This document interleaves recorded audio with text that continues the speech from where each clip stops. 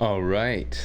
Right. Welcome, everyone. This is the political method, not political, pluralist method. Started off. Yeah, already starting on a it rough off note. good, man. I'm liking it. This is going to be pretty nice. All right. We are a political theory podcast and live stream.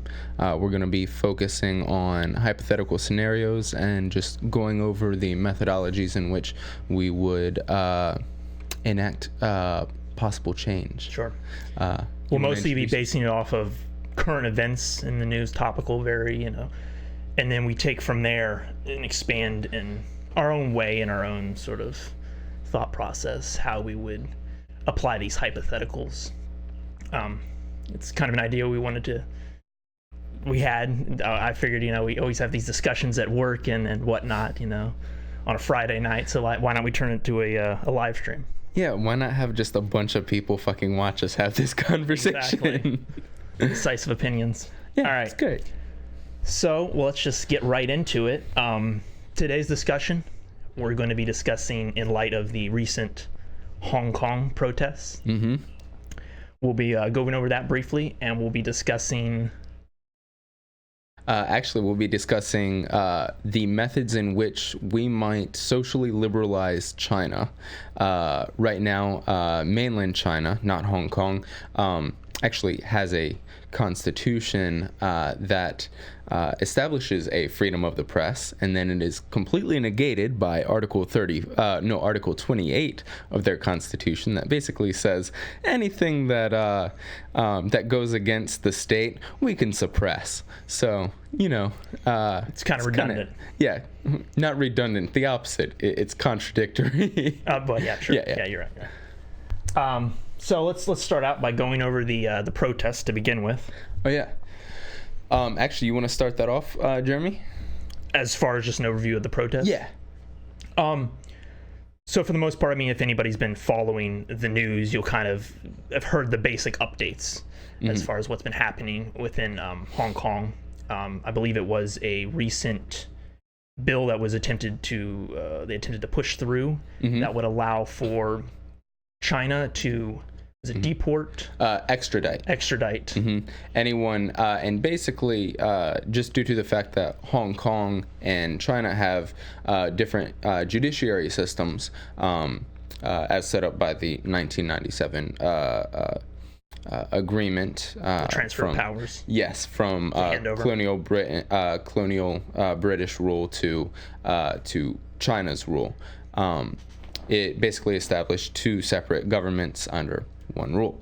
The thing is, though, and the cool thing is, Hong Kong basically has a democracy, and it will have it for the next maybe 30-ish years. I remember it was a 40-year. It's a 50-year 50-year agreement. Was the total agreement from 97. Yeah, I know in 2047 is when it should lapse, but I'm not going to be able to math on the spot. I think it's 30-ish years. Yeah. For the full contract? Yeah. That would be, 47 would be the 50 years. Oh, no. I knew that part. I was like, how many years do we have left? Oh, how many years left? Oh, yeah, now. And I'm not going to be able to subtract all that in my head. So there have been a number of incidents throughout the past couple decades where these sort of, overreach from China has caused the Hong Kong people to sort of rise up and protest against, given within their right to do that, against what they see is a massive overreach from China.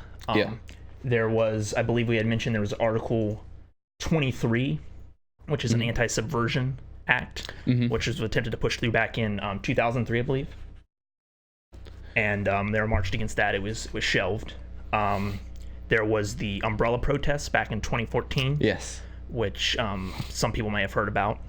And then recently, there was, of course, the most recent round of protests. Yeah. Where I believe they said 3/4 of the entire population I saw was the number. That might have been over-exaggerated, but still, pretty significant. It was in the millions. Yeah. We're talking, young college students to elderly to everyone. A wide demographic. The Hong Kong society is involved in this matter. Sure. And it's pretty obvious that they don't want to cede rule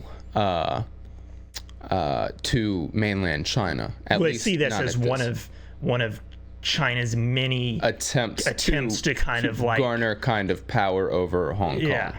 Yeah, and it's absolutely insane, and it's almost inspirational to kind of see like fucking average citizens just protesting. I mean, and in such high numbers, you don't see highly that. coordinated. Yeah, you don't really see that anywhere else. I mean, well, typically even in America, examples like the U.S. or other countries, I think the U.S. is kind of an exception, where you think about it and you see these massive protests, but in comparison to total population, it's a small the US, percentage. It's ridiculously low. I mean, we're talking about maybe you get a couple million out in New York or another major city for even some of the biggest ones, like they have the women's marches and Black Lives Matter or other sort of events. I mean, these are minute compared to the levels we're talking about in Hong Kong and even some other countries. I mean, they really seem to have more of that, I don't want to say initiative and kind of, shit on Americans, but they have that sort of, there's a little more... A collectivistic society. Well, it's true. I mean, Americans aren't really, we don't really fall in that, and there's some pretty, well, it's pretty decisive when it comes to protesting within America. Well, I mean, you can kind of attribute it to like a collectivist versus individualist society, and as I mean, America is. Yes, I mean, I should specify North America. No, well, actually, United States of America. That's very no, Canada I'd say is pretty individualized as well. But maybe it had Central too many issues that perhaps. Yeah, because I mean, you could definitely see South Americans and Central America, American countries, definitely have a more collectivistic. It's much more cohesive. From citizen to citizen. And actually there have been sociological studies kind of actually I guess reviewing that kind of stuff, which is really fucking cool. But I'm digressing. We're gonna go back to China. Back to Hong Kong right now. Oops. So from that, I guess we can move into posing our question for the day. And that is, what would be the best way to establish social liberalization for the citizens of China? And this is a question you posed to me. Yes. And kind of from that sprung out what this is. Yeah, the Hong Kong protests actually... and from here, to clarify, from here we'll be moving into hypotheticals. But again... the protests in Hong Kong just led me to realize that, of course, mainland China is trying to subvert Hong Kong's power before the agreed upon date, and in the event that they fail when the agreed upon date arrives in the treaty between Britain and mainland China, that mainland China will completely ruin or disintegrate Hong Kong's current government. So I was wondering, is there a method in which either a foreign power or citizens within mainland China could push politically or in an activist kind of way for social liberalization? And in particular, if it would come from more so within or even using kind of this foreign power to use that for their advantage, even. Yeah, I'm actually as America does so well, or North America. I'm actually quite excited about this. So the first place I kind of want to go is on the foreign side. How we might think a foreign government can influence China's society and their rule of law, and push really hard for social liberalization. And I'm actually wondering what you think. Do you think doing this economically would actually work? economically in as far as... So right now, President Trump is utilizing tariffs and economic sanctions to try to get what he wants for trade negotiations. He's also threatened to utilize tariffs and other sanctions on Mexico for Thank goodness halting. those fell through. Yeah, we're not talking about that. Stay focused. Yeah, but another example is he's utilized or threatened to utilize sanctions for immigration purposes as well. So there are precedents for not only in this administration but previous administrations of the United States utilizing its economic power to kind of influence other countries. And do you think that the United States could do that? And how, I guess, specifically in economic terms? In China. Mm-hmm. Typically, I believe that's one of the ways the United States, in particular, uses sort of their economic leverage to kind of persuade other countries to move in. Their BDE. Sorry. Nothing. Big dick energy. Okay. Okay. Anyway, keep going. Come a little bit closer to the mic. You don't get too far. Absolutely. Okay. This is now an ASMR. That's sort of like their first step to kind of, I guess, show the ways of the great ways of capitalism to sort of incentivize the people within that country, the benefits they could have or achieve from that. And from that, I guess you would hope it would encourage that form of social liberalization within the country, or at least that push towards it. I think I'm blanking here for a second. All right. Well, while you're blanking, I'm going to talk. Sure. So actually, so I asked this question because I had a couple thoughts of my own. Actually, primarily with the size of our economy versus the size of China's economy, and then the quality of the standard of living for our citizens versus their citizens. Now, while the quality of our quality of life is actually much higher than in mainland China, China's economy is actually larger than ours, just due to the fact that they have a larger population. Well, larger, not in forms of GDP necessarily, but no, but just in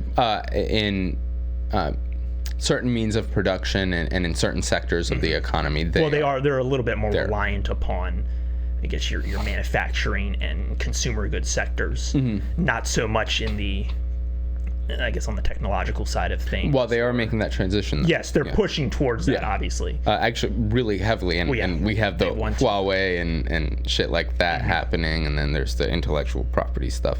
But that. Well, they want to kind of push in that direction of having China sort of be like these name brands on the world stage, as instead of having just these other American or European brands move in and kind of have their products produced within China, but it's still not necessarily a Chinese maybe product made in China, or of Chinese maybe origin. Assembled, but it's not. The innovation didn't stem from the collective mind of China. Some might call it, it comes into the IP theft realm. Oh yeah. But from that, expand upon. I'm blanking out here again. Yeah. Sorry. Back to what you were saying. Okay, so just basically due to the fact that our economies are relatively equal in size, I honestly think that if we were truly to push for the use of economic sanctions on another country of a similar size, I don't think it'll actually work unless we truly do it over an extraordinarily long period of time, and we do it little by little, in which case I don't think it's super helpful. I personally don't think the economic avenue for China specifically is the way to go. It's a very slow roll. Yes, and you'd have to kind of do it through third parties. So you try to subvert their activity in other countries and try to it's like subversion by proxy. Yeah, exactly. And continued, and it's like a chain down the line where you're dealing with trade disputes in some African country to then again reach that final goal. Actually, Nigeria would be a perfect example of that. Well, particularly with China's influence in Africa. Yes. And I'm referring specifically to the Belt and Road Initiative. The Belt and Road Initiative. And if you could actually promote infrastructure in Nigeria and take away the influence that China currently has there, that's one piece of the puzzle that you can basically, and this is going to sound really messed up, but the United States could use Nigeria as a kind of a stepping stone to put pressure on China. Then you go into Central Asia like Kazakhstan and cutting those ties. Yes, and start actually, you support them better than China can, and you add less strings attached. So that Show way, them the greatness of America. Yeah. Oh man, that sounds rough. But no, I mean, the strategy in which you do that, I mean, you could cede back control to China through negotiations.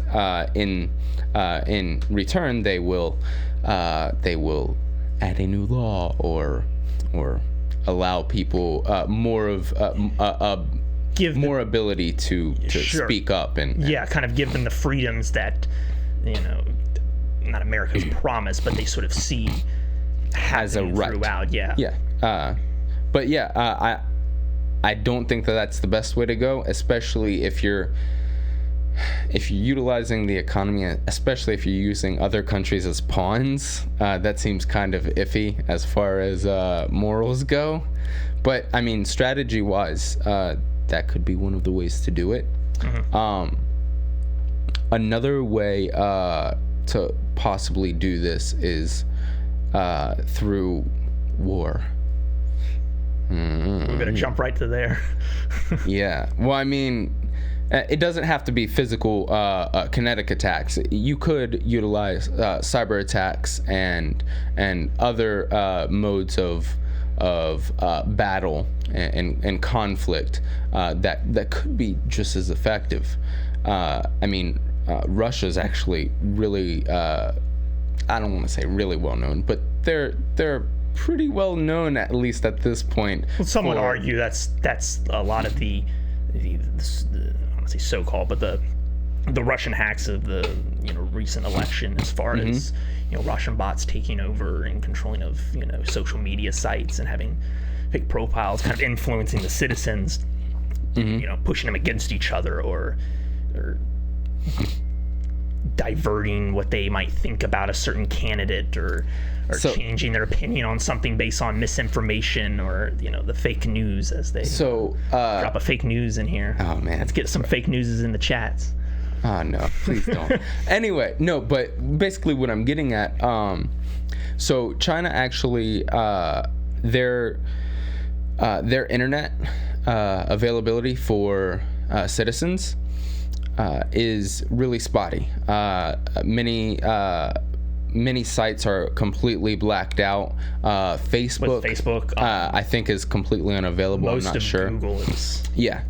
So basically, I'd imagine, and I'm really not familiar enough with cybersecurity and things like that, but I'd imagine that we have the ability to break down certain firewalls and kind of reverse the blacking out of these sites, and basically allow all information to become available to China's public. By doing that first allows them the ability to become informed about things that the state would not be interested in allowing the citizens to you mentioned reversing the blackouts. I mean, it's easier said than done. How do you think that would again I honestly am not sure.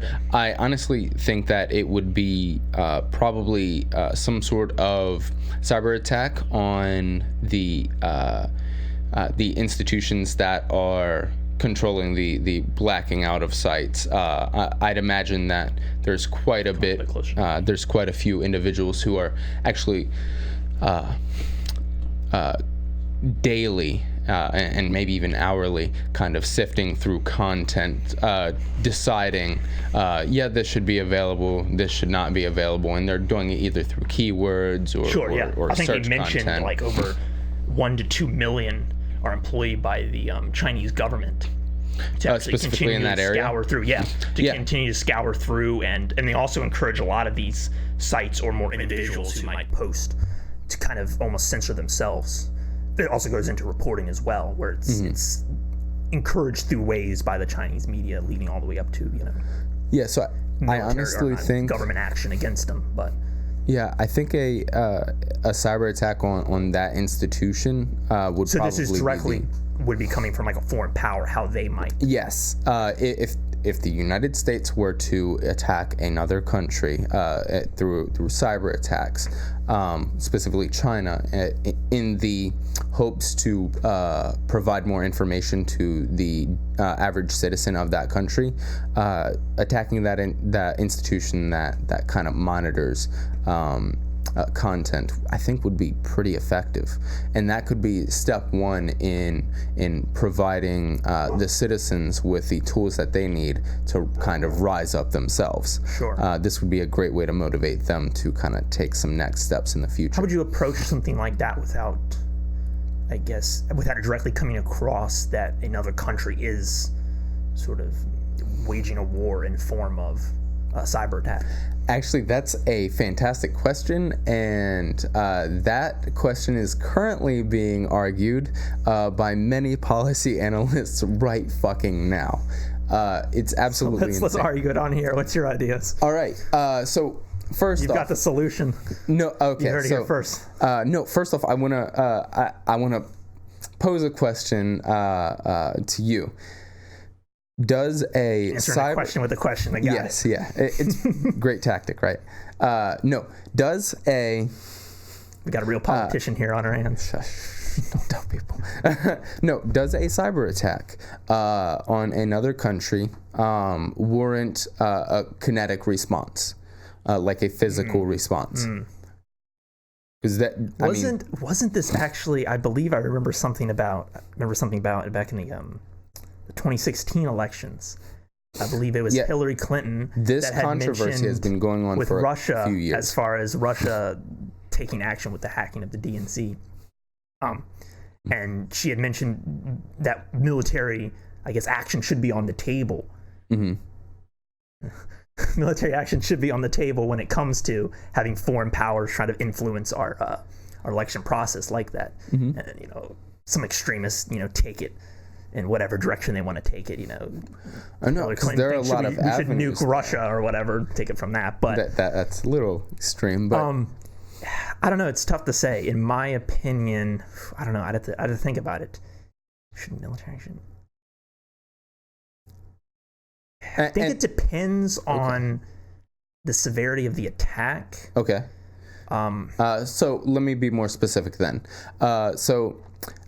If there is a cyber attack on the United States electrical grid, and we are able to source that it is coming from, let's say, Iran, given their issues. Right then, we're going to war with Iran. We've already got their ships lined up in the Gulf. Oh, that's right. I should have picked a different Iraq doesn't want us to park those tanks outside the on their border, but let's say it's Iran or Russia or any other country. I think that also heavily depends on the country. It's sad to say, with directly relating to the United States, I would think that America probably, they might think twice when it comes to a power like Russia or China. But any other sort of power, no question. Any non-nuclear holding power is what you're saying? Yeah. Well, they say Iran doesn't. But anyway, and I think something like you mentioned a direct attack on the electrical grid. That's a pretty severe. Yes. That would cripple infrastructure. The reason I said that is we recently did that to Russia. Oh, we did? Yes, a couple weeks ago. Really? Yeah. I did not hear about this at all. serious. Okay. Go off into this tangent for like 5 minutes. All right. So, dude, we've been way off on no sensationalism. Okay, no. We waged a cyber attack on Russia's electrical grid, or the Pentagon did, and there was a kind of a controversy as to whether or not the president knew about it or not, because there's some theories as to whether or not the Pentagon is afraid of Trump tweeting out. Somebody passed them a note. Yeah. Well, he didn't bother to read it. There's a theory that the Pentagon is afraid that the president will tweet out, "Oh, look at our power," like flop his dick on the table kind of thing, you know. Check out this power. Yeah. But no, we have we successfully attacked Russia's electrical grid, and it's said to actually be a response or a warning, basically saying, don't fuck with our elections this time, which I don't know if I really believe that's the real reason. I think there might be something else kind of behind the scenes going on that we may not be completely aware of. As there always tends to be. Yeah, I mean, I was quite surprised to. I'm curious, how was this actually done? Dude, I'm not the person to ask about this. As far as like technical stuff and the methodology, I'm really not sure. Military tech here. Yeah, if anyone wants more information on this kind of thing, they can look into the Brookings Institute. They've got some information about that. And it's what's crazy is a story like this. I mean, it's something you would think you would hear on some sort of conspiratorial, Alex Jones level website where it's like, oh, the U.S. we didn't take out their entire. Well, I know, but it's this kind of story you would see spun from that. Yeah. But it was definitely a cyber attack, and of course, I mean, the United States has had cyber attacks on us, not just from Russia, but from. Wouldn't it be hilarious right now if this just got shut down? just the power, complete dead. That would not be fun. You get SWAT teams coming in, swatting. Nobody's swatting in the chat over here. Yeah, I see you, Bianca. Oh, is Bianca here? Yes. Hi, Bianca. Sorry. Outs on the chat. Yeah, but anyway, what was that? Oh no, actually, Baltimore, Maryland has actually sustained a pretty heavy cyber attack. They don't know exactly who the hackers were, but it's truly affected their infrastructure. So like. Their social security offices, there's a lot of their public works that are having some issues, and a lot of this is involving the ability to kind of get into their system. They're basically been kind of locked out, and there are a lot of hackers now that I don't want to say a lot, but there's a significant number of individuals or maybe an organization that are actually kind of ransoming this malware to cities, and they're saying, okay, pay X amount of dollars in 25 Bitcoin. Actually, they're using Bitcoin, which is insane. And in return, they'll hand over the ability to get back into the system. And a lot of this is due to apparently there are like bugs in certain programs where, I mean, places like or companies like Microsoft or I mean other large companies, I can't even think of other names, like but major players like yeah, Apple, but they'll Microsoft. send you know how they'll send like updates for bug fixes. Sure. Well, a lot of these I remember over the years there's quite a few Apple had where there was that, I don't know if you remember that one, probably about the 5 face years one? back. No, it was the one where basically a certain chain of like letters basically would cause your phone to become either bricked or just like shut down.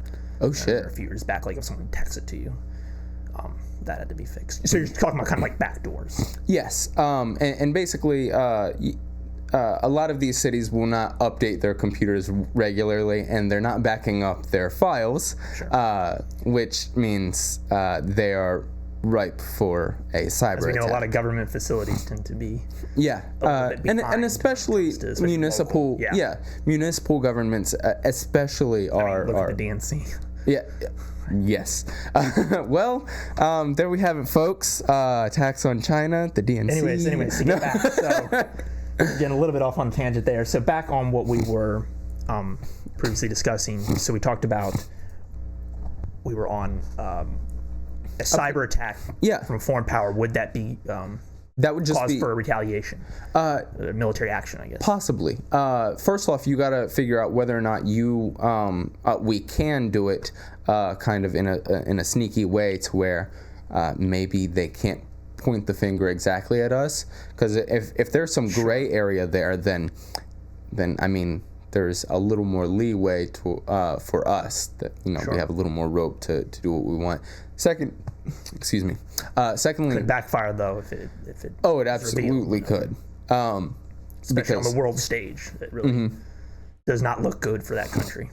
Oh, 100%. Actually, it looks pretty terrible. I mean, there'd be a lot of rifts in trust, especially between the two countries, and then even any country and their allies may have some issues there. But the other thing to ask, whether or not China would retaliate, is how massive and how long would the attack be? Whether or not it's inflicting physical, emotional, or psychological harm on any of the citizens, and that's open to kind of their interpretation as far as the psychological and emotional.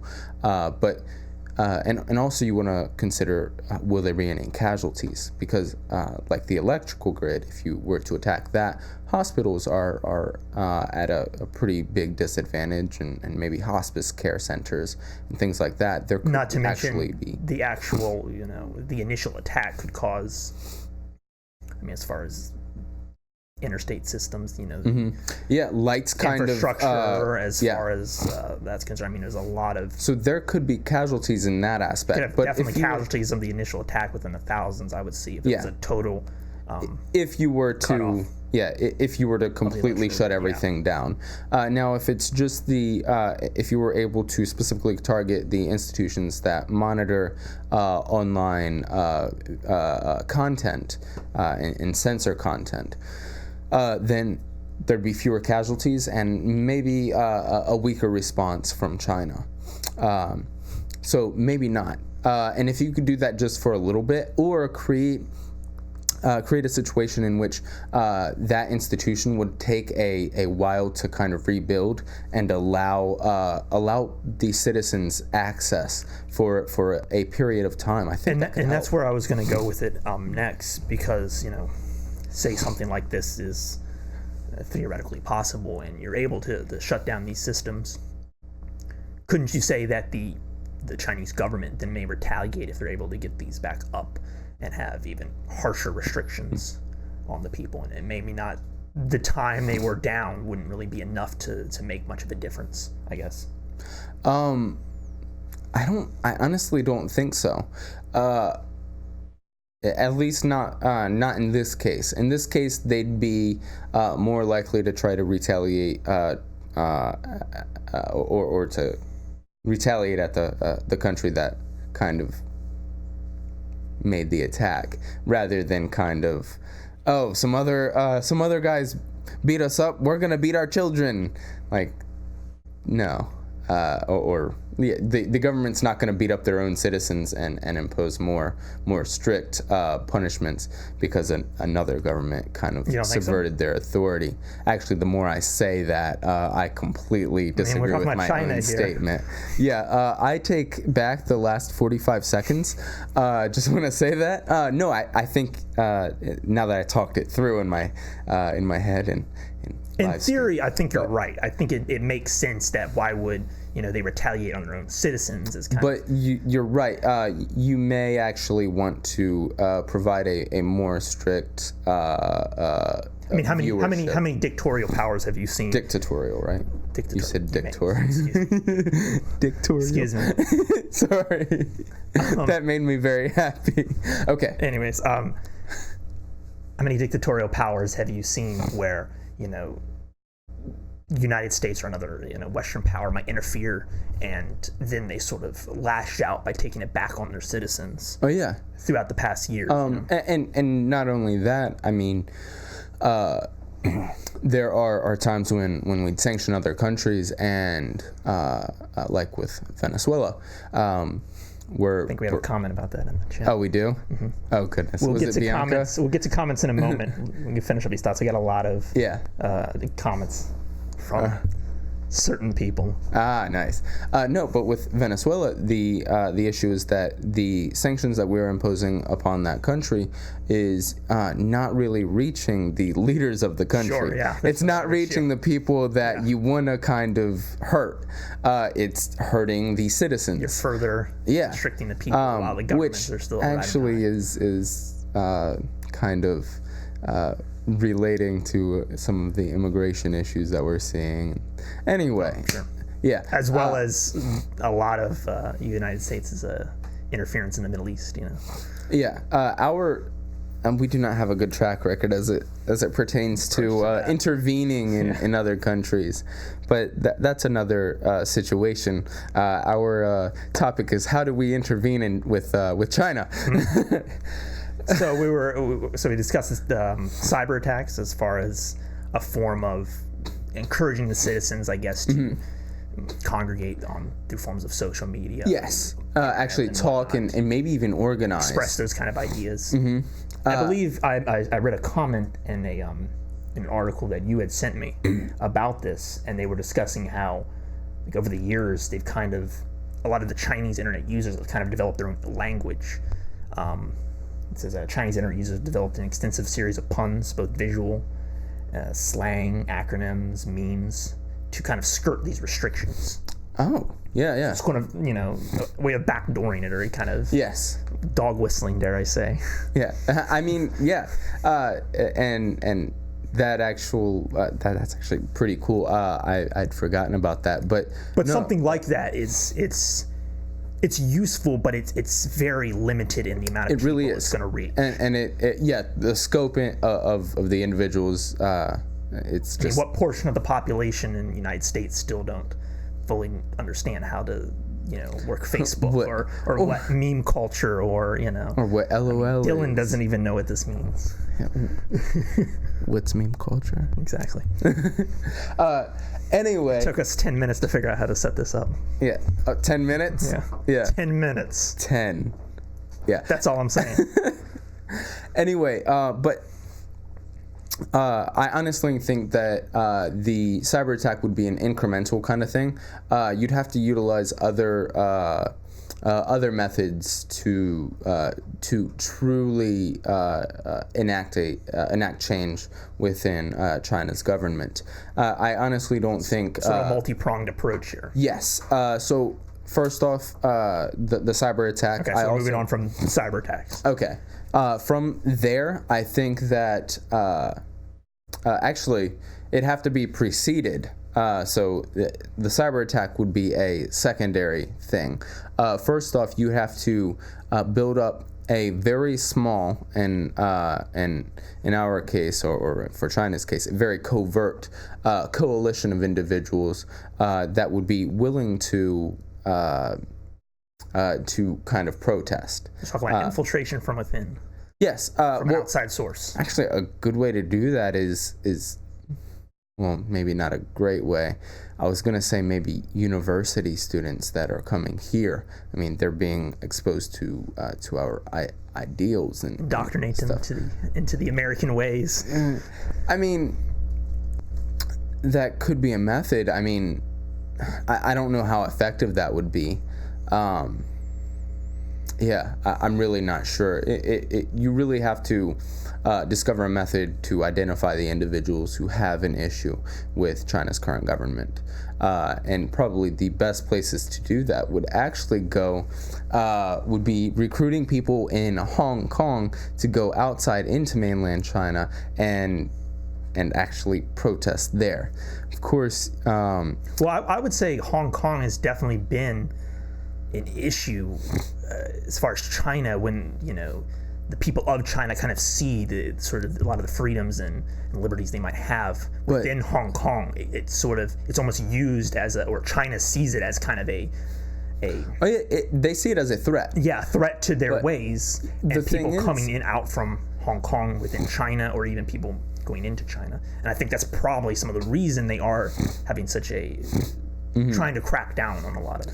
Well, yeah. Well, the primary issue was for the protests. For the bill initially was there was an individual who was accused of murder in mainland China. Correct. And they wanted that individual to be extradited. Because it was, I believe, was it a man that murdered his wife? I don't remember who he murdered. I know it was a suspected China, right? murderer. Yes. And there's no extradition between Hong Kong and China. So the bill was put into their process, and the moment the population heard about it, they were not having any of it, because that would basically give more power to China. Sure.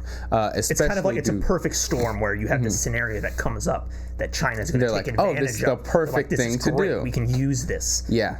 And it may, on the surface, to the average person, it might seem as if, they're trying to do something good. They're trying to, the crime was committed within their country. Not necessarily good, but it's like, okay, I understand a crime was committed within their country. They should be extradite this individual to, prosecute them in the reason the very fair Chinese government, the Chinese court of law. And that's why the issue's coming up, is because the citizens of Hong Kong know that the judiciary systems between mainland China and Hong Kong are very different, and hence the protests. But if you got citizens from Hong Kong to move about in mainland China and protest, it would be more visible, I think, because right now in mainland China, I've heard some anecdotal evidence that media coverage is blacked out when foreign news organizations like CNN and Fox and stuff like that are about to cover any of the protests there. They kind of block everything out, and then you'll get some propaganda from the state in lieu of the actual news. And I mean, that's one of the ways in which the citizens of mainland China are not receiving all of the information that they could receive, especially regarding ideas about democracy. So getting back to the point directly, so you would kind of, I guess, have this foreign power influence citizens within Hong Kong to sort of... Yeah, I think that would be a pretty good way, or you could theoretically use a strategy that, unfortunately, this is going to sound bad, that terrorist cells use. They basically have seeds, and then they recruit their little pods, or a very small group, and create cells. So if you could do that over the course of a decade, incorporate seeds throughout China in specific areas that are kind of ripe for some form of revolution or protest, then you might be able to do that.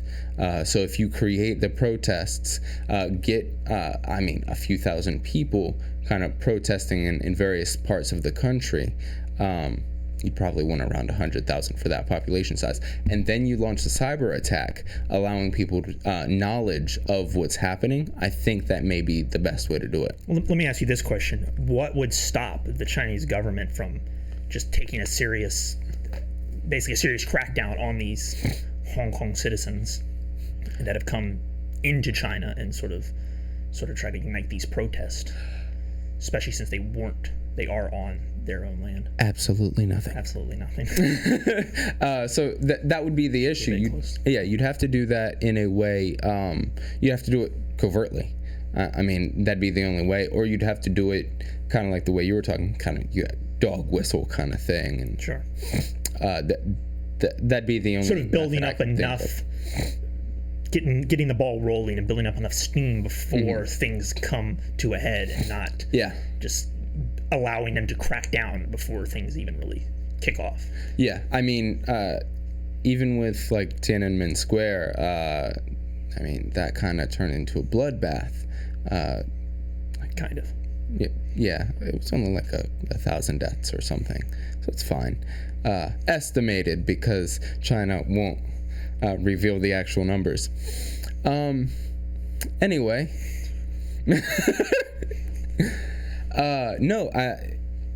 the protesting is kind of a rough way in which Chinese citizens could become socially liberalized.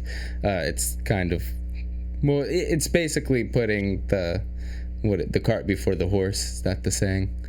How so? Because you're trying to utilize a right of a socially liberalized society to enact change in a society that is not socially liberalized. Yeah, so cart before the horse kind of situation. And mind you, again, China's constitution has the freedom to protest. It's very clearly stated. Yeah. All right. So going off of that, what would be the next approach here? The next approach, I think, would be a utilization of the concept of globalization, and this would be much later in the future. I honestly think that eventually, that the more integrated the world economy becomes, the more integrated the people will be towards each other.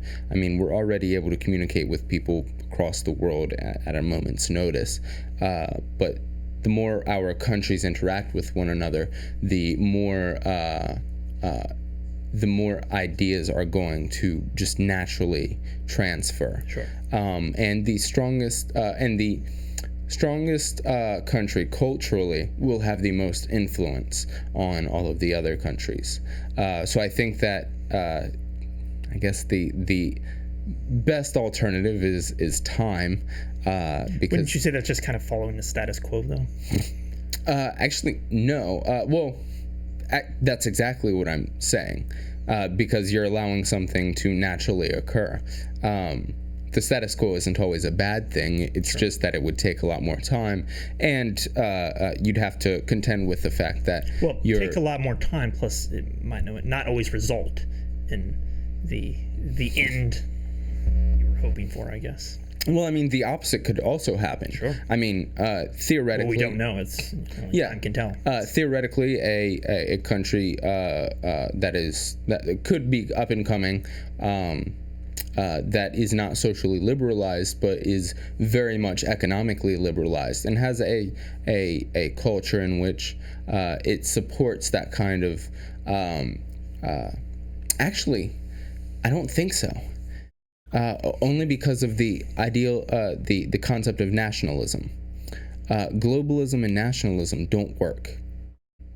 And together, or no, just in general? Mean, they're contradictory methods or ideals. So some of the big conflicts we have right now in the United States. Yeah. Well, so follow me on this. Okay. Let's say an authoritarian regime, or actually, I'll pose this as more of a question. So, is there a way in which an authoritarian regime can suppress or oppress its citizens socially without having every citizen or the majority of the citizens kind of believe in a nationalist pride? Repeat that first part real quick.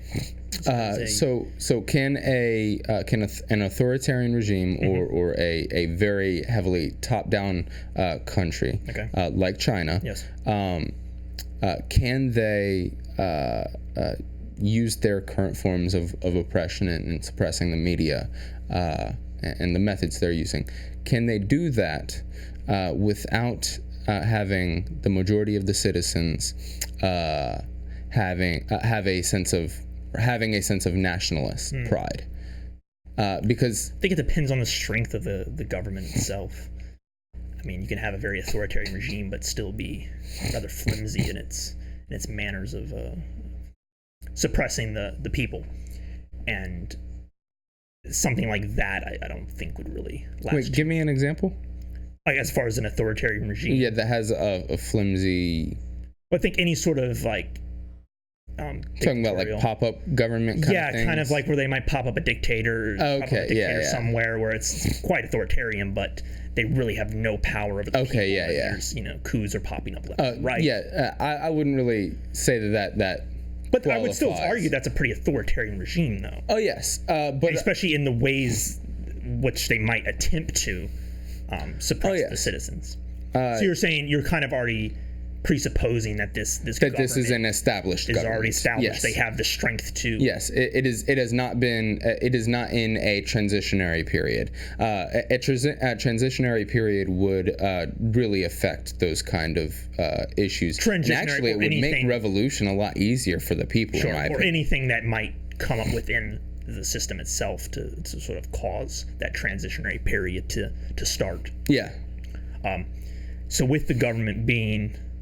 Right, presupposing that the government has quite a strong hand over the people. Mm-hmm. I think over time they would be able to, or I think they would be able to, but over time, I would say it would become increasingly difficult, especially as more and more people lose that sense of national pride, and then you would kind of end up in a position where you're almost at odds, where you have this massive authoritarian power which is doing everything in its ability to suppress this opposing side of these of the people who really don't have any sense of pride for their country anymore. Yeah. So I'm actually going to say no. I don't. To your original question, I don't think that the opposite could actually happen. Having a large authoritarian regime kind of culturally influence the global kind of sentiment, at least not without them kind of physically invading other countries and amassing more land and acquiring citizens that way. Just because it requires a nationalist pride. There'd be too many revolts against that kind of authority. Sort of bound to fail. Yes. I think globalism relies on the sentiment that you are a kind of a citizen of the world kind of thing. Mm-hmm. It's very metropolitan-esque. And that requires democratic thought. Now, it can still be a very cohesive kind of thing, where you feel like you are a member of the world rather than being just an individual. So those aspects could be different, but an authoritarian regime that requires nationalist sentiment, I don't think would be able to be because that nationalism just wouldn't transfer. Yeah, it can't. Well, let me ask you this: you don't think that perhaps that authoritarian regime and those sort of ideas could transfer to said other country, but allow those people to sort of, I guess it wouldn't necessarily be cultural, but they could kind of maintain their own national identity, yes, but still be oppressed by that. The argument against regime. That is that globalism would fall apart then. You'd end up having probably economic wars due to that. The more nationalistic sentiments you have, the more you feel like your country is superior to another country, and the less likely that any given citizen is going to feel like a citizen of the world. Therefore, you're going to want to try to get the upper hand on any other country you can, and it'll actually halt I completely agree the with trading you. Of goods. I completely agree with you on that. Oh, yeah. So let's just throw this out there. Okay. Let's say you think, I mean, this seems very idealistic, but you think perhaps they could hold these nationalistic sentiments, but at the same time sort of appreciate the benefits that are provided by that globalism and kind of have mutual respect for these other countries. I hate saying that because I That's completely weird. disagree with it. Yeah, no, It sounds like a very like running through a field full of flowers. yeah, that's, Somewhere over the rainbow kind of. oh man, no, All countries united. We're great, but we appreciate you as well. Oh yeah, we are the best, but y'all are cool too, you know? No, absolutely fucking not. Yeah. I honestly think that Just saying that sounds wrong. yeah, you can't have, In a very idealistic world. yeah, I mean, ideally, One that we have never seen on this earth. I mean, to this day. it has not happened. It requires a. I could see it happening in a very, like on a community level, perhaps. At some time or the other. I mean, and maybe that a mutual respect for your neighbor, but also seeing the benefits of working together as a community. But you sort of have to know that person on a personal one-to-one. On a personal level. So the nationalistic tendency just relies on the fact that you are kind of making the assumption that you are better than, or at least that you are that you know your place, kind of thing. And even if you do kind of even have a sense of mutual respect for another country, at the same time you're always in the back of your mind you're always like, they're all right, but we're better. We're the best. Yeah, which is really dangerous, and I think that would kind of poison the well of globalism. Sure. So I honestly, no. But I mean, you could say at the moment there's a lot of that goes on. That's because we're in a transitionary period. We are not a 100% globalized world yet, or else a lot of things would be different. Hell, we're not even a fucking united country at this point. Sure. So there are those aspects that we have to contend with. So the issue is we're actually at a war of ideations. You'll see nationalistic tendencies popping up in places like Poland and Hungary and Germany with the what is Germany's? They have a party. It's the AF something. As far as their far right party? Yes. It's the AF something. It's an anti-immigration Brexit kind of thing. Yeah, Brexit would be a nationalistic kind of movement.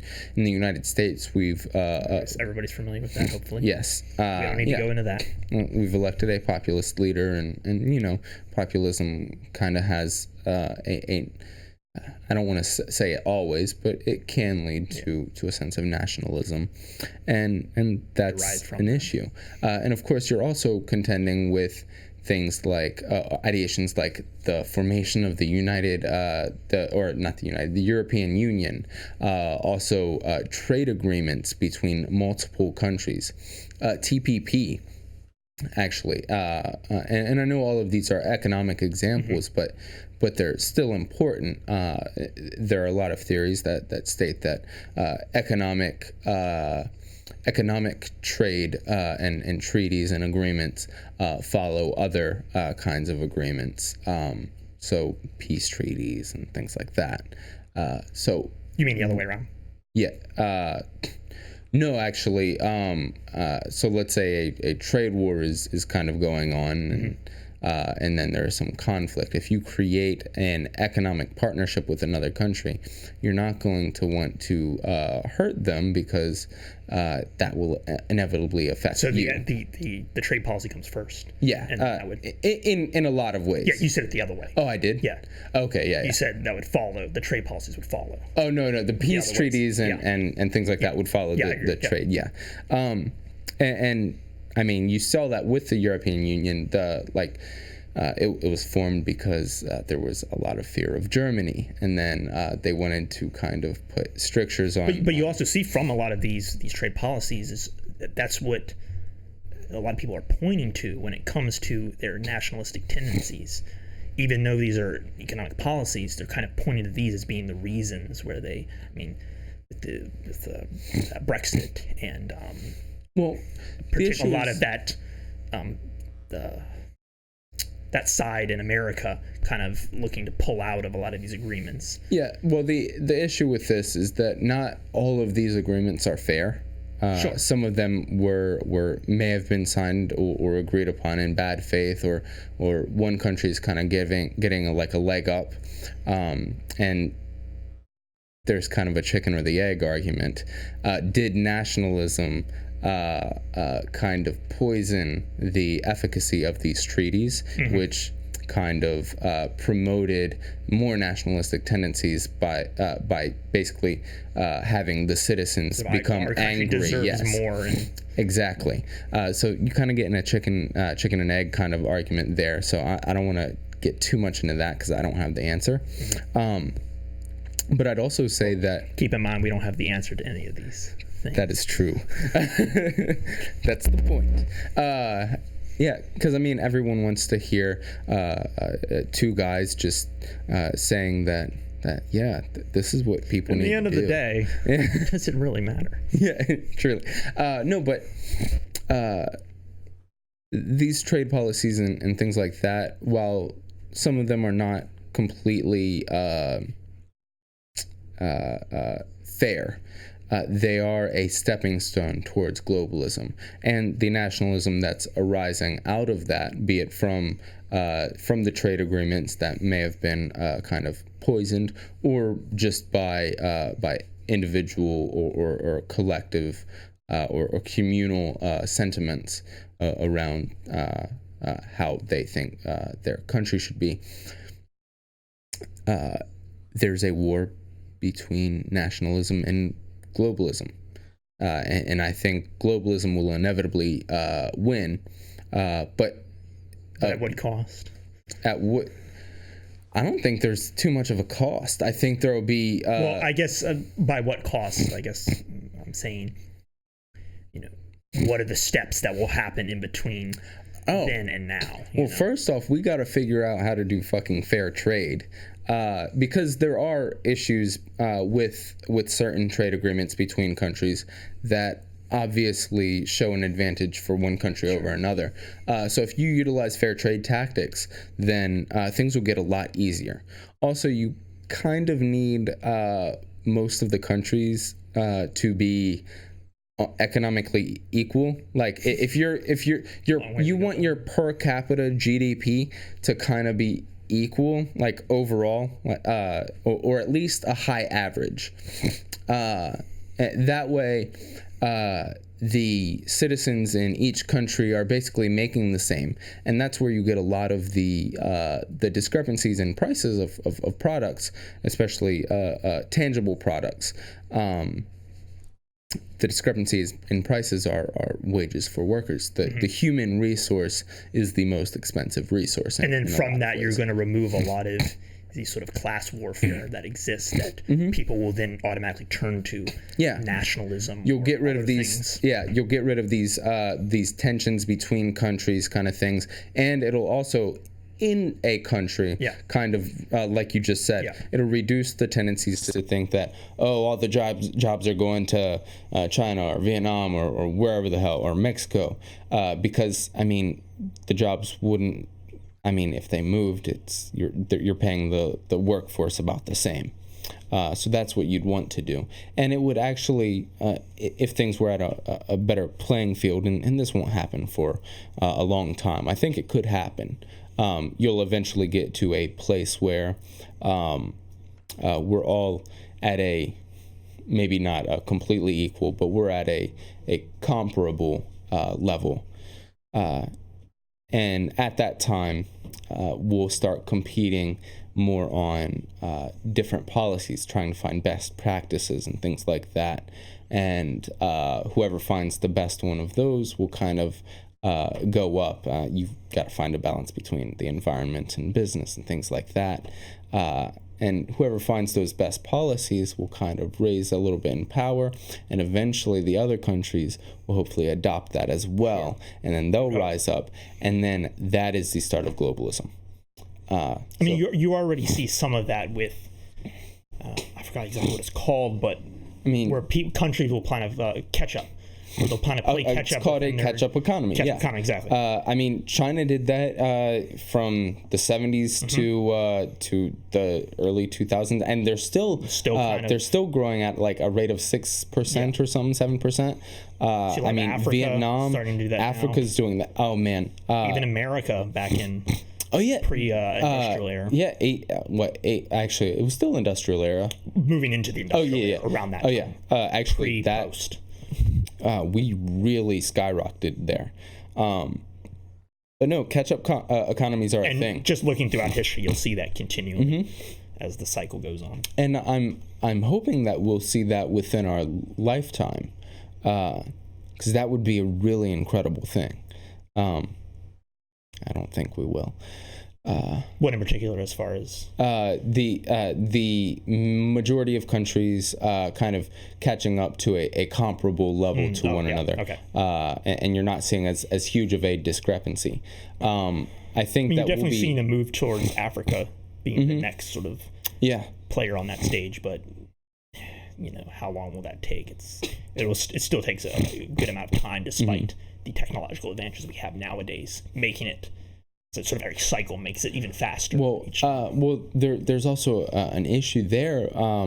Right now, globally, the highly industrialized countries are now kind of pushing towards environmental protections and things like that, and that's affecting the catch-up economies that are popping up in Africa, and even you'll still see some in Central Asia as well.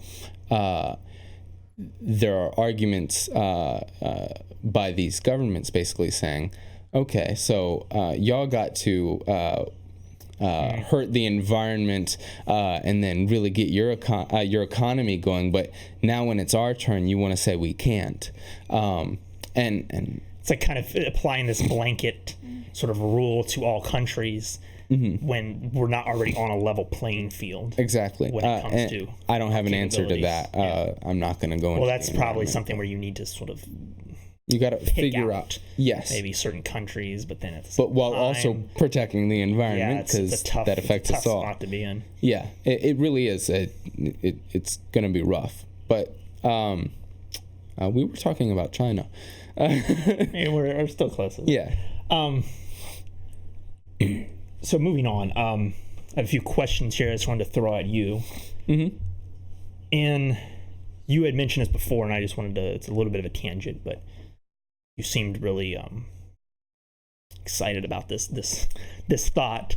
But as far as China and their separate regions, I guess you could sort of tie it into a social kind of revolution in China, but using their different regions as sort of like test beds. Yes. Or yes, a breeding ground to sort of test out these new policy, or let's say a social revolution within their country, then applying it to the whole.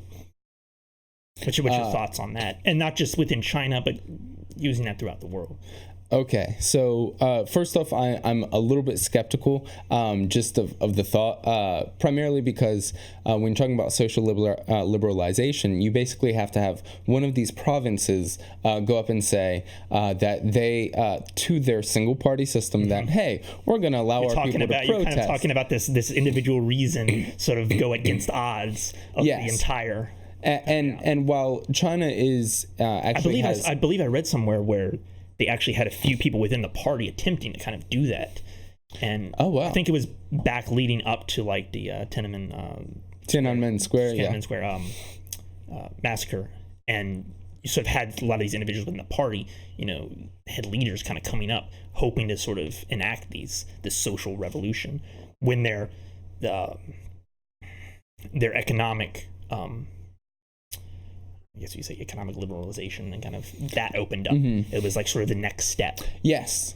and those were obviously promptly shut down. But yeah, well, the issue is there's especially in the state of China's view, that party's view, economic liberalization and social liberalization are two vastly different things. And they want economic liberalization badly. They want it real bad. without The social liberalization. Damn, that's a hard word to say. I've been fucking up words all day. But anyway, so it will be kind of rough because you basically have that province saying, all right, single party system, we're going to allow our citizens to, I guess, protest whenever they want. They're allowed to speak out. They're allowed to... maybe not take it that far, but let's take it more in the form of removing some of those restrictions online, or actually, if you're where it could be argued that it has its benefit, not directly against what China is attempting to do. I could make a very good argument for that. Primarily because even in China's constitution, they basically say that the state will provide all of the tools that individuals need to advance scientifically and technologically. That's actually in their constitution. It's the revised. I see where you're going here. Yes, a provincial kind of working within their own law. A provincial head of state could basically make the argument that to do that, you need to have the citizens of your province to be allowed to access all aspects of the internet so that they can truly have all of that research. They want a variety of ideas, and that will help creativity, and in turn that will allow us China to innovate. And I think you'd actually see that a little bit. And if you can, if you produce those results and can link it to that liberalization, then you can do that on with another province. I think if you did it incrementally, seeing the light. Yeah, I think you could do that incrementally. That would really, really be helpful. And then you kind of go a little by little over the years. But I think that could work. Yeah, I would agree. Yeah, that in particular, man.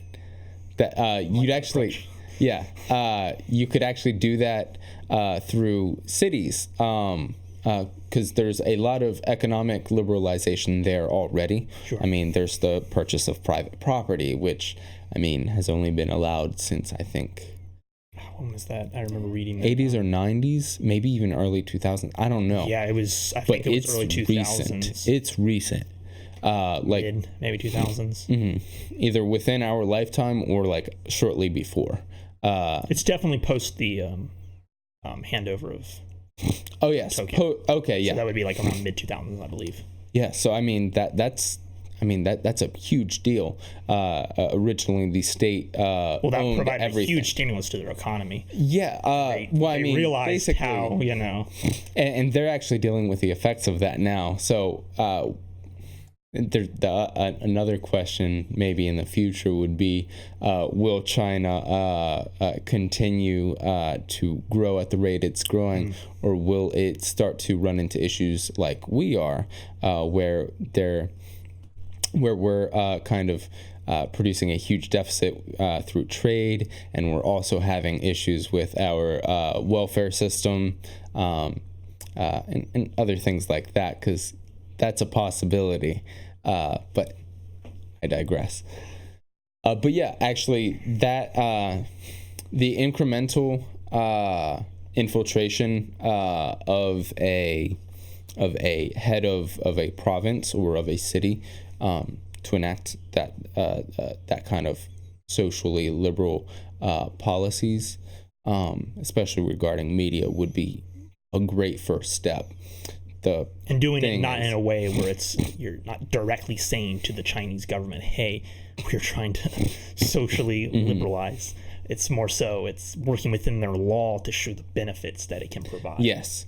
Of course, the downsides or the possible hangups that you'll see are only a partial liberalization of decensorship, if you want to call it, or there's also the issue of convincing a person to kind of stick their neck out. You have to convince that individual from that provenance to and that would be an issue there. Sure.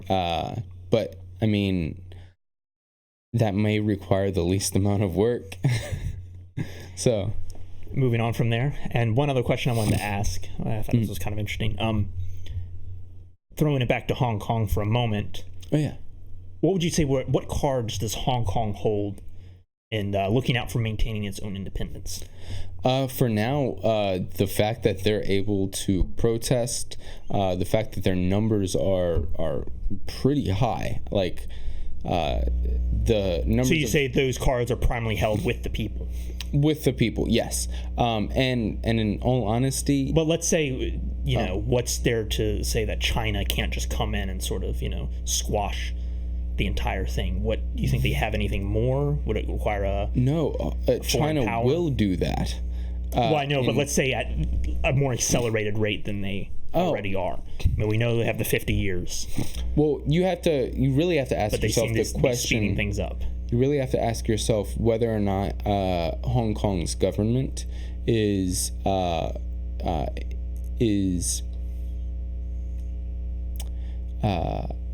able to defend themselves against an infiltration, which it doesn't seem like they're doing right now. No. So I'd actually say that I don't think it looks good for Hong Kong.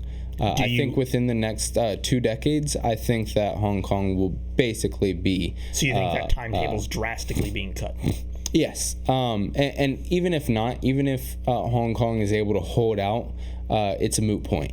Unless a foreign actor can kind of intervene and socially liberalize the rest of China. You may also see some revolts in our lifetime as well. You'll see Hong Kong citizens even when it hits that 50-year mark. I mean, what's going to happen then? There's going to be a lot of issues. It's not like there's going to be a sudden flip of a switch, and every citizen within Hong Kong is suddenly going to fall in line, be accustomed to Yeah, so that's going to be a very interesting transition, and we should really keep an eye on that over the next few years. And we'll just go into this briefly. What do you think if they accelerate that timeline? You think Taiwan's the next step from there? In the words of Bianca Maurer, ¿por qué los dos? Or no los dos? That's what it is. They're going to do both at the same time. That's basically what's going to happen. It's not like China is too small and they can't kind of divide. It's an island-hopping Southwest Pacific campaign. Yeah. South Pacific, excuse me. And I do want to add a little preface by saying I know very little of Taiwan's situation. Sure. That hasn't come up too much in my research. I do know that there's a pretty significant protest or movement even, basically stating Taiwanese individuals stating that they're an independent country, and then China. Well, you could argue they're even more independence than Hong Kong. Oh, even if it's not officially recognized by China. Yes. And the issues there are very weird. And I don't know all the foreign actors. It's another can of worms. So we'll do it another time. But yeah, in regards to Taiwan, I think that China will try to I guess use their power over Hong Kong and Taiwan as much as they can, because in their view they're doing nothing wrong. They're bringing together their people. Yeah, and I mean that's how they see it. So yeah, can't really. All right, I think that'll wrap up the main discussion, but we'll take a few of these comments. All right. that have been posted early on. You know what these are going to be. These are going to be lots of trolling, and Oh, yeah. Thanks, we'll Bianca. ignore a lot of those. Is communism an instrument? An instrument? Yes. In what way? It's a joke. Oh, I was about to say, like, is it a tool? No, it isn't an instrument. Maybe that's what he was going with. I mean, you can utilize that, I guess. You can utilize communism as a tool. Okay, what separates communism from socialism? Answer that one. Actually, they're the same in the classical sense. Like, if you're talking about Marxism, socialism and communism are the same. They're synonymous. But there is the difference between democratic socialism and communism and classical socialism. And that is basically the election of leaders. That also establishes an infrastructure for social liberalization.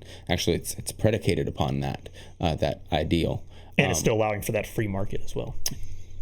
Well, yeah, kind of. Democratic socialism is a little bit different, I think, from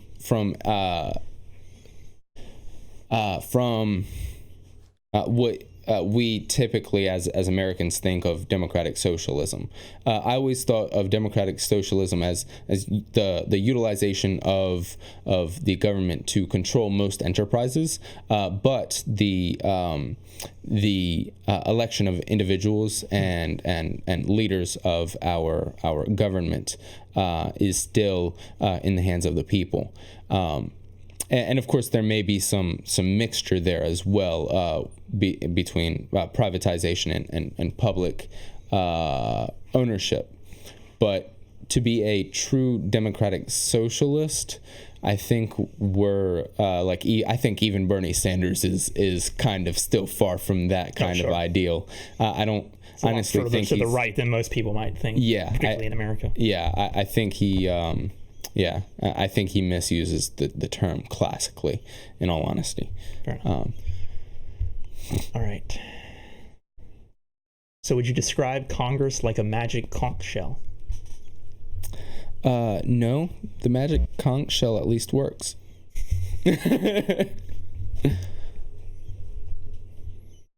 What are the odds of retaliation from Russia? I think this is going back to the cyber attacks. Yeah. Actually, not that much. Putin has actually come out and stated that basically he can retaliate, but he's not planning on it. Only because that would create. Actually, it'd be a step up from a Cold War scenario. That would be rough. And in all honesty, Russia's not a huge issue. We could wipe them out pretty easily. Ooh. No. Hot takes. Hot takes. No. So strategically, we could though. Their economy. I mostly agree. Yeah. Yeah, their economy is not nearly as strong as even China. Yeah. And really, their powerhouse is Moscow. The surrounding areas are not all that great. And not all that developed. The only card they have is just a larger nuclear arsenal, but I mean, a lot of those are decommissioned. Yeah. They don't know what they are. Yeah, They've been, I really wouldn't worry too much about that. I'd be more concerned somewhere out on the black market. Yeah, the nuclear issue would be a problem, but I don't see. And even in a traditional form army, I mean, you're talking about a lot of outdated tech there.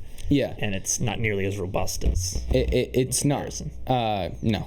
So I'd say if Russia wants to retaliate, technologically, what we are he's stronger. saying is, if Russia wants to retaliate, come and get some. Yeah. Thank you for summing up my words. I read Democratic Diabetes. Okay. All right. So I think that'll close it up for the night. Do we have any housekeeping we need to do? I don't think so. No. I mean, do you want to give people our emails in case they want to reach us? Anyone who wants to suggest email. Yeah. What are you 45 years old? You want to reach us by email? Just send a. Just shoot Jeremy a text, or Instagram him or Snapchat him. No, but seriously, we're gonna try to. We're going with Sunday, I think. Sundays, yeah. We'll try to do it Sunday, maybe a little earlier. I'm thinking around 6, since it is Sunday. You know, Yeah, and we got work. we got to get up early. Yeah, so there's that. Being old men and all. No, but yeah, if anyone does have any future. Well, I think each week we're going to be, to give kind of an overview of what will be discussed, we'll come up with sort of another hypothetical that we want to kind of investigate or research or talk about. Get into, think about, you know. Yeah. And actually, I think next week might do a couple options. One of them is to do with federalism, so maybe a hint there. Yeah. Let's keep it on the down low. All right. Surprised. But yeah, do you want to give out the email? Give out the email? Yeah. I mean, you can find our email on our YouTube channel, The Pluralist Method. Be sure to subscribe if you haven't already. Mm-hmm. I know most of these people in here already know us, but subscribe anyway. Yes. And maybe write a review if you enjoyed this. Only good reviews. Yes, please. We'll delete any. No, I'm just kidding. Dang. We're really conflating our ratings. Get a 1-star on Yelp. Be perfect. But yeah, this was actually quite fun. I enjoyed it. Yeah. Again, rate, review. Y'all got the email there. Subscribe. If you be sure to want like. Comment. This will be uploaded. Y'all have a Twitter, and we have a D&D. So what's that? We all need. I can't see need your Twitter. We need to make a Twitter apparently, so we can throw out our hot takes. Oh. Like Dylan says, Russia, come and get some. Shoot. Tag Trump. At Trump. The problem is I don't know how to use Twitter. You got to learn. So that'll take me a little bit, but I will try my best. What was that? It's the claps in the chat. Woo! All right. Well, thank you all again for tuning in for the Pluralist Method. And come see us next week. We'll be live streaming. In the dog. The dog will be shown. Oh, yeah. The dog will be shown. Bring in the dog. Bring in the hounds. Release the hounds. Bring in the hound. I hear him. Dun dun dun dun dun dun dun dun. And he leaves. Let's see him. Bring him up here. Mickey and I. There we go. There he is. Yeah, yeah. Oh, that's perfect. All right, everyone. Thank y'all for tuning in. If you, this will be uploaded to YouTube, so you can view it again. Hopefully next time we're going to continue to improve, get a little more interaction. We'll improve the layout and the look. Mm-hmm. Very rudimentary right now. It's not too engaging, but we'll get better. We're getting there. It's our first time. I like it. We're going to continue to do this Sundays at 6. I think it'll be Sundays the time we're 6. shooting for. Yes. And we'll go from there. Nice. All right. Y'all have a wonderful night. Have a good night. And for all you Americans. And 4th of July, America. Possible non-Americans, y'all are accepted here too. 4th of July tomorrow. Forget all y'all. All right. America. So on the 4th of July, you're not welcome, non-Americans. But any other day of the year, you're absolutely welcome. All right. All right. Have a good night, everybody. All right. Bye.